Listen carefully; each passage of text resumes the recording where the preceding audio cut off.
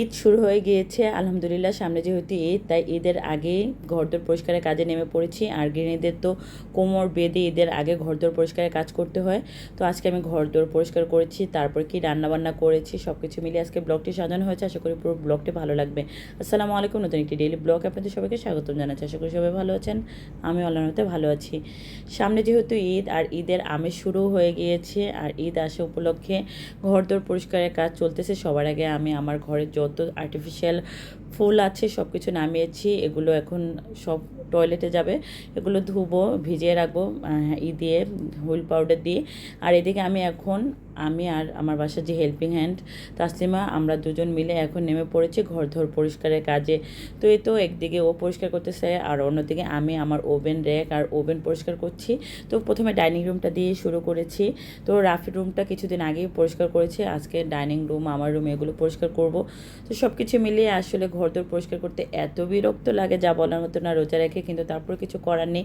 আমাদের গৃহিণীদের তো এগুলো করতেই হয় ঈদের আগে, একেবারে ফরজ কাজ। রোজা যেমন ফরজ, তেমন ঘরদোর পরিষ্কারও ফরজ হয়ে যায় আমাদের জন্য। তো ডাইনিং রুম পরিষ্কার করে এখন আমার রুমে এসেছি। আমার রুমের প্রথমেই আমি দেয়ালের যে ঝুলগুলো আছে সেগুলো ঝেড়ে নিয়েছি। তারপরে এখন আমি আমার সব কিছু ক্লিন করব, ফার্নিচার থেকে শুরু করে আলমারির উপরের ময়লা, মানে আমার ঘরটা তো মনে হচ্ছে একটা স্তূপের মতো। তো পুরোটা তো ডিটেলস ভিডিওতে শেয়ার করলে আপনারাও পুরো ভয় পেয়ে যাবেন, এরকম একটা অবস্থা। তো যাই হোক, এখন সব কিছু এগুলো পরিষ্কার করব।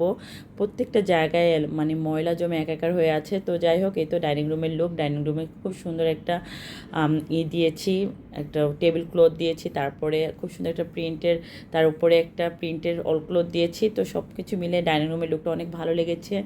আর এই তো ডাইনিং রুমটা খুব সুন্দরভাবে গুছিয়েছি। তো তারপরে এখন আমার রুমের সব কিছু গুছাবো।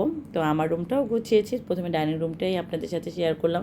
আমার কাছে এই পিঙ্ক কালার টেবিল ক্লথটা অনেক ভালো লেগেছে, তাই আপনাদের সাথেও শেয়ার করলাম। আসলে ডাইনিং রুমটা মানে সুন্দর লাগলে ভালো লাগে, কারণ বাসার প্রথমে ঢুকেই তো ডাইনিং রুম। আর এগুলো হলো আমাদের মানে ইফতারির টাইমের মগ গ্লাস, যেগুলোতে আমরা শরবত খাই। তো এই তো ডাইনিং রুম পরিষ্কার করেছি। সব কিছু মিলিয়ে আজকে সারাটা দিন অনেক কাজ করেছি।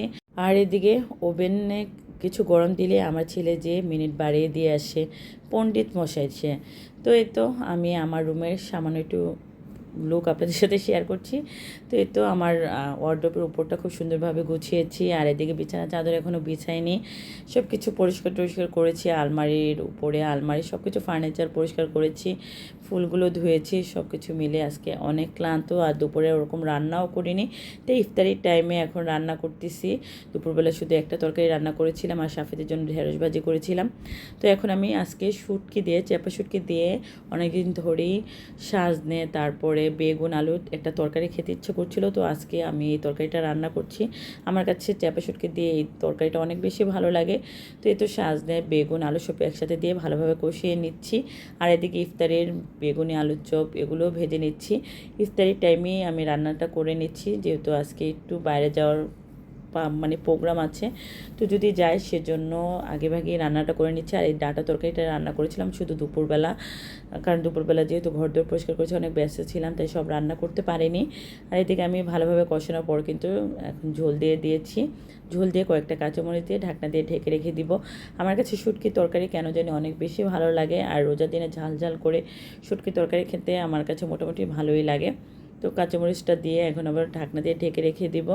তো চুলায় তরকারি, চা সব কিছুই বসিয়ে দিয়ে ইফতারির টাইম হয়ে গিয়েছে। এখন আমরা সবাই মিলে ইফতার করব। তো এই তো একসাথে সবাই বসে পড়েছি ইফতার করতে। তো আজকে ভিডিওটি আশা করি আপনাদের অনেক ভালো লেগেছে। যদি ভালো লেগে থাকে তাহলে সম্পূর্ণ ব্লগটি দেখার অনুরোধ রইল। আজ তবে এখানেই বিদায় নিয়ে নিচ্ছি, দেখা হবে পরবর্তী ব্লগে। পর্যন্ত সবাই ভালো থাকেন, সুস্থ থাকেন।